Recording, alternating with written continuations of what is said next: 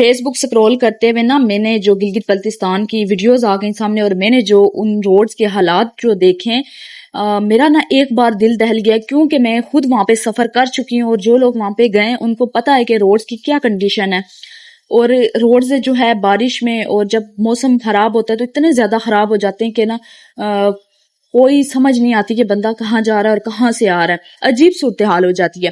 میں نے وہاں پہ 3 months گزارے اور مجھے ایسا لگا ہے نا کہ بس وہ جو روڈ ہے ان کو دیکھے کہ بندہ موت کی وادی میں جا رہا ہے. جب میں واپس پنجاب آئی ہوں، میں نے اپنے ہسبینڈ سے کہا کہ مجھے واپس نہیں جانا. وہاں پہ میرے ہسبینڈ تب ہنزا میں کام کرتے تھے، وہاں پہ ان کی شاپ تھی، تو میں نے کہا میں نے واپس نہیں جانا، میں وہاں پہ نہیں رہوں گی، کیونکہ بہت مشکل تھا وہاں پہ. میں کہتی تھی کہ جب مجھے واپس آنا ہو، کبھی اکیلے بھی آنا ہو، تو میں کیسے آؤں گی؟ اتنے مشکل حالات، اتنے مشکل. جو شہر مین یا جو اچھے کھاتے پیتے لوگ ہیں ان کی تو کنڈیشن اچھی ہے، لیکن جو غریب ہے نا اس کے لیے جینا وہاں پہ بہت ہی زیادہ مشکل ہے. تو مجھے تو وہاں پہ گھومنے پھرنے کے لحاظ سے وہ ٹھیک ہے، لیکن روڈز کی طرف جاؤ تو پھر بھی مجھے وہ ایریا جو ہے نا کوئی خاص پسند نہیں آیا.